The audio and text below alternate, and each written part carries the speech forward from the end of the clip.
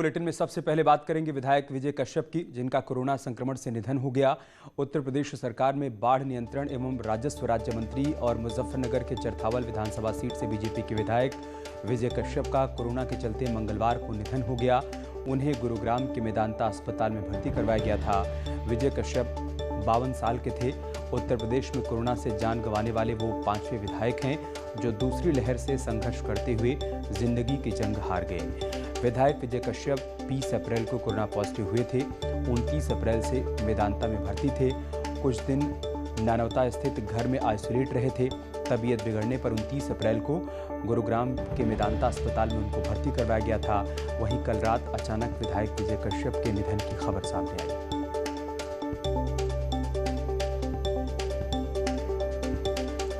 विजय कश्यप के निधन पर प्रधानमंत्री मोदी ने दुख जताया है। उन्होंने ट्वीट करते हुए कहा, भाजपा नेता और उत्तर प्रदेश सरकार में मंत्री विजय कश्यप जी के निधन से अत्यंत दुख हुआ है।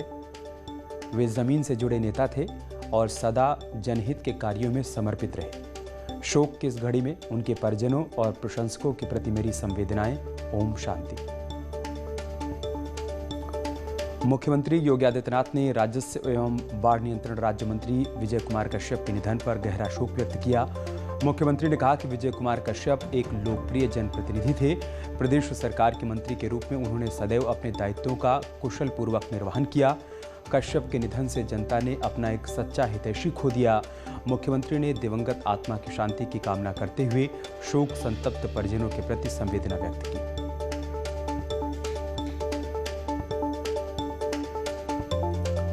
वहीं पार्टी के राष्ट्रीय अध्यक्ष जेपी नड्डा ने भी ट्वीट कर शोक व्यक्त किया।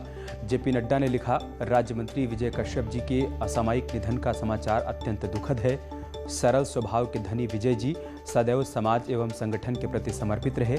उनका जाना भाजपा परिवार के लिए अपूर्णीय क्षति है। शोक संतप्त परिजनों के प्रति गहरी संवेदना व्यक्त करता हूं। ओम शांति।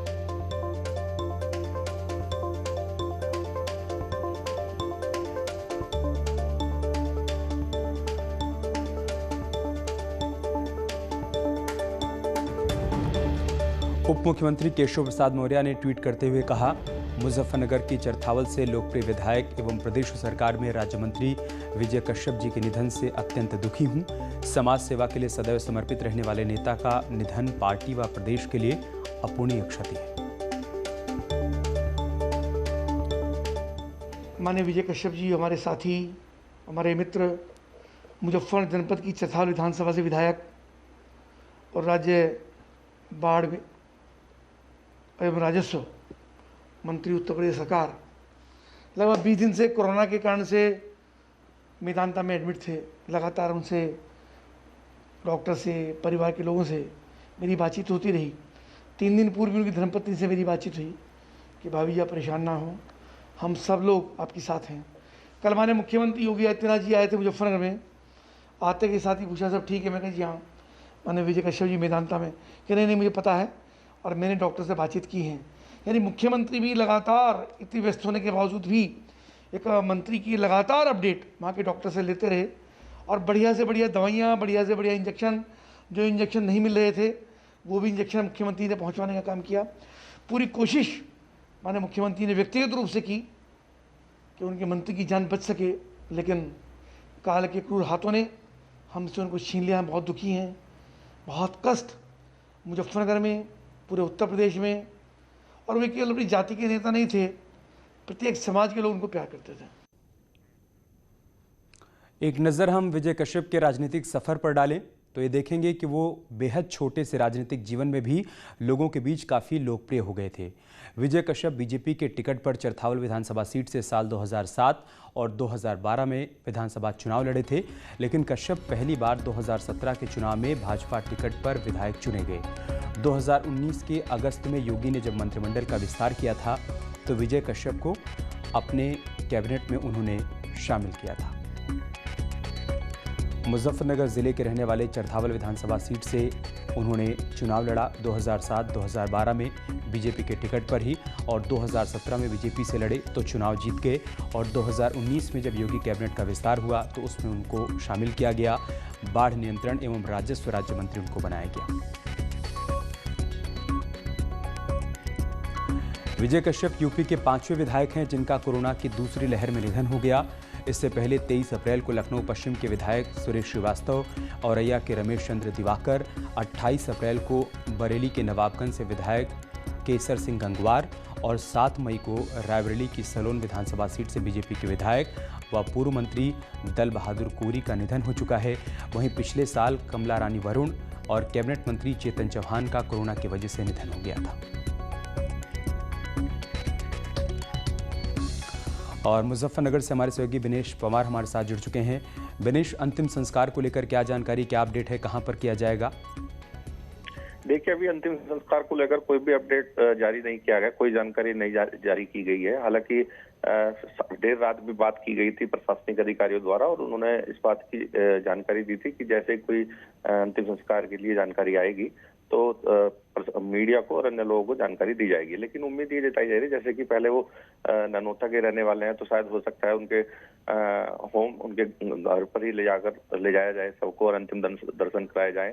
शायद हो सकता है वहीं उनका अंतिम संस्कार किया जाए। हालांकि अभी तक कोई ऑफिशियल पुष्टि नहीं की गई है क्योंकि वे रहने वाले सहारनपुर के ननौता के रहने वाले थे, जबकि मुजफ्फरनगर की चरथावल विधानसभा से वो विधायक बने थे जब उन्होंने समाजवादी पार्टी के नेता को तकरीबन 25,000 वोटों से हराया था। और 2019 में वो योगी सरकार में जब मंत्रिमंडल का विस्तार हुआ तो उसमें उनको राज्य मंत्री बनाया गया था।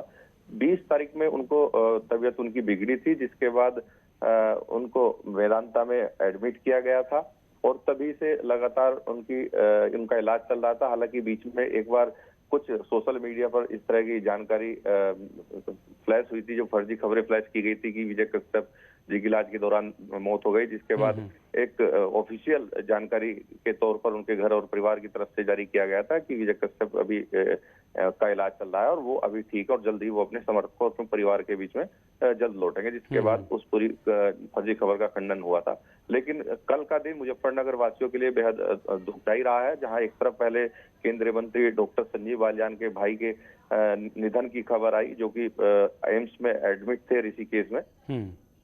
ठीक है, बहुत शुक्रिया आपका हमारे साथ जुड़ने के लिए और जानकारी हम तक पहुंचाने के लिए।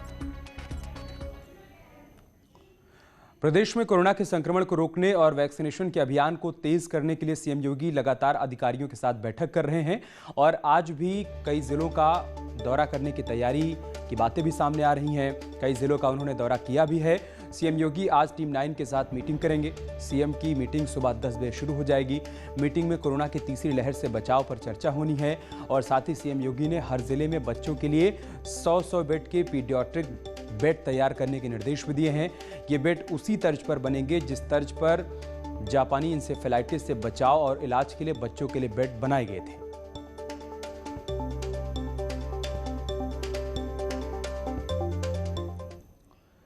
वहीं कोरोना को लेकर योगी सरकार पूरी तरह से एक्शन में है और सीएम योगी खुद जमीनी हालात का जायजा ले रहे हैं। आज सीएम योगी लखनऊ सूचना निदेशालय पहुंचे थे। कल की तस्वीरें आप देख पा रहे हैं और वैक्सीनेशन कार्यक्रम का उन्होंने जायजा लिया था। यहां पर मीडिया कर्मियों और उनके परिजनों का वैक्सीनेशन किया जा रहा है। यहां पर चल रहे वैक्सीनेशन का सीएम योगी ने निरीक्षण किया और साथ ही वैक्सीनेशन के काम को तेजी से आगे बढ़ाने के निर्देश भी दिए।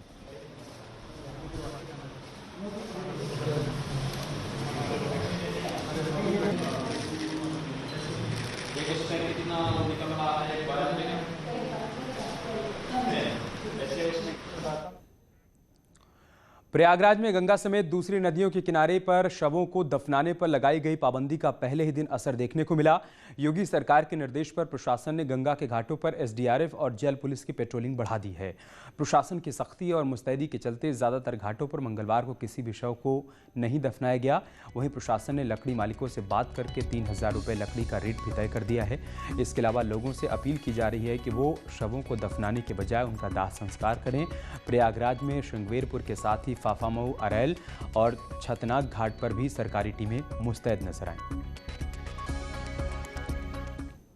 अभी नया यहाँ पर यह प्रगति हुई है कि यहाँ पर कोई अब शवों को दफनाया नहीं जाएगा, क्योंकि काफ़ी जिलों की यहाँ पर शव आ रहे थे। हाँ, तो उनको बता दिया कि भाई अपनी गांव सभा की ज़मीन में वगैरह में ही आप वहीं पर दफनाने की प्रक्रिया अपनाइए। जेल पुलिस जो है और पीएससी तथा लोकल पुलिस, लेखपाल और सचिव तथा यहाँ पर जो लोकल लोग हैं प्रधान, इन सबको लगाया गया है एक तरफ से। ये सब जो है निरीक्षण करेंगे और देखेंगे कोई भी गंगा में कोई भी लाश को फेंके ना।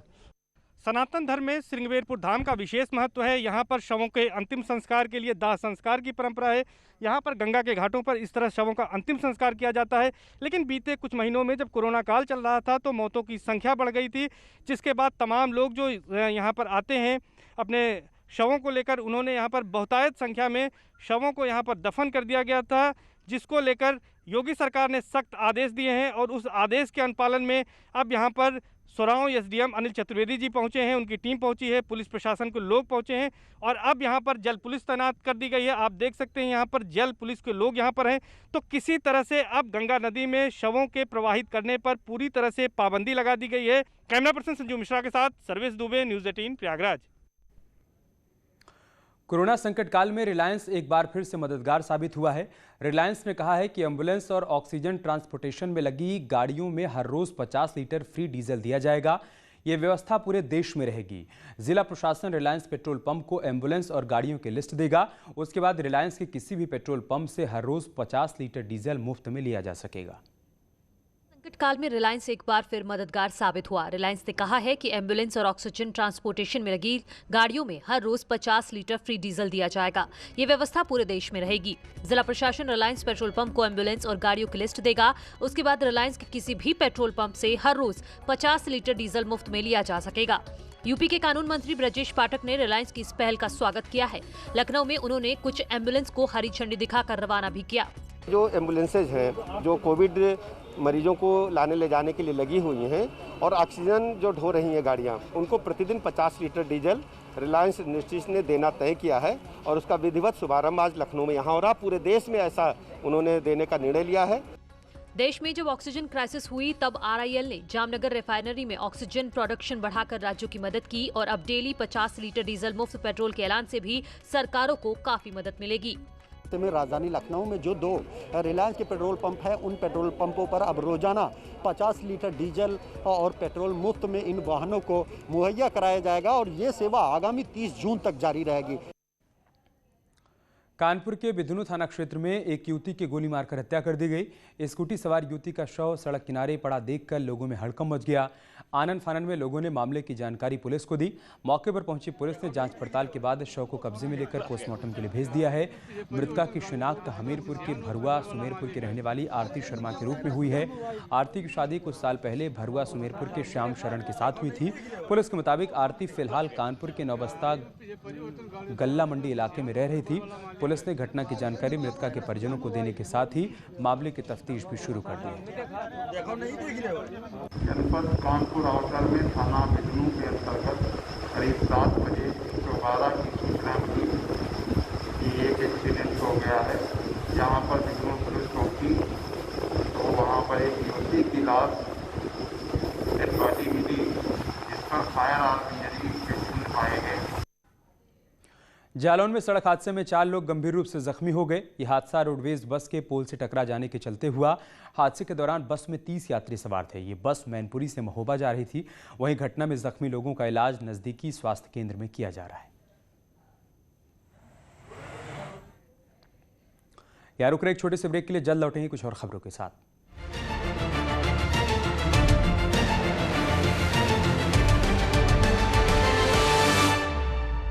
हेडलाइन प्रेजेंटेड बाय आइसन गुरु कूलर। घर में शुरू आ गया गुरु। आइसन घर लाए खुशियां।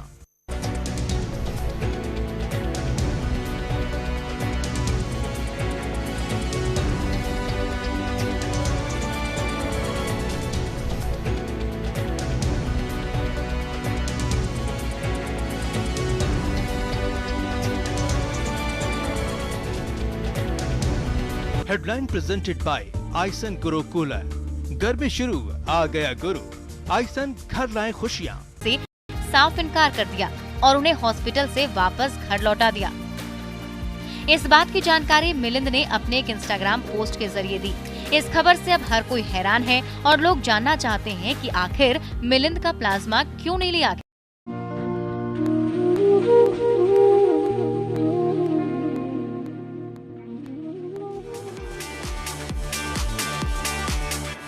बॉलीवुड एक्ट्रेस रवीना टंडन इन दिनों रेड लिपस्टिक को बहुत मिस कर रही हैं। उन्होंने ये बात खुद सोशल मीडिया पर अपने फैंस को बताई।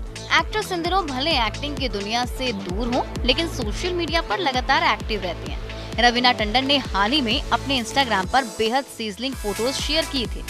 एक्ट्रेस ने लाल रंग की लंबी पोशाक में अपनी एक खूबसूरत तस्वीर के साथ लाल लिपस्टिक पहने अपने चेहरे की कुछ तस्वीरों को सोशल साइट्स पर शेयर किया था।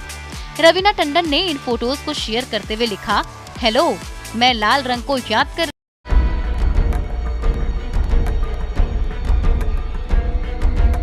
कोरोना वायरस के मामले तेजी से बढ़ रहे हैं। ऐसे में सरकार ने कोरोना पर काबू पाने के लिए महाराष्ट्र में लॉकडाउन लागू कर दिया था, जिसके बाद सभी सितारे घरों में बंद हो गए हैं। मुंबई में फिलहाल सभी शूटिंग को भी रोक दिया गया है। इस बीच क्रिस्टल डिसूजा स्टारर नया गाना एक बेवफा रिलीज हो गया है। इस गाने में क्रिस्टल डिसूजा बेहद खूबसूरत लग रही हैं और उनका नया लुक भी सामने आ गया है। क्रिस्टल डिसूजा ने बताया कि वो एक बेवफा सॉन्ग साइन करने से पहले डर रही थी, क्योंकि इसमें कई सारे बोल्ड सीन्स हैं। क्रिस्टल डिसूजा ने इस म्यूजिक वीडियो को साइन करने से पहले अपने घर वालों से बात की और बताया कि उन्हें ऐसा म्यूजिक प्रोजेक्ट ऑफर हुआ है। घर वालों से पॉजिटिव रिस्पांस मिलने के बाद अदाकारा क्रिस्टल डिसूजा ने एक बेवफा सॉन्ग साइन किया। मिथुन चक्रवर्ती की बहू मदालसा शर्मा ने अपने ऑफिशियल इंस्टाग्राम अकाउंट पर एक वीडियो शेयर किया है, जिसमें वो बाथटब में बैठकर पॉपुलर सॉन्ग पिया पिया पर डांस करती नजर आ रही हैं। इस वीडियो को फैंस खूब पसंद कर रहे हैं।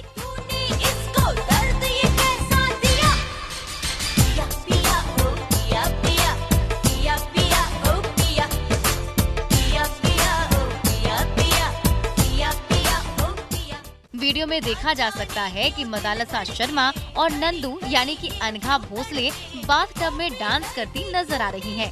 उनका ये अंदाज फैंस को खूब खा रहा है।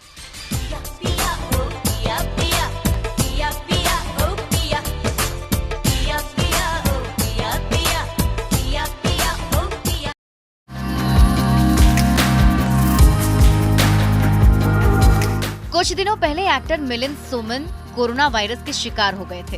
अब वो ठीक हो चुके हैं और खुद फिट होने के बाद एक्टर ने लोगों की मदद करने के लिए प्लाज्मा डोनेट करने का फैसला किया। लेकिन आपको जानकर हैरानी होगी कि मिलिंद का प्लाज्मा लेने से डॉक्टर्स ने मना कर दिया और वो निराश होकर घर लौट आए।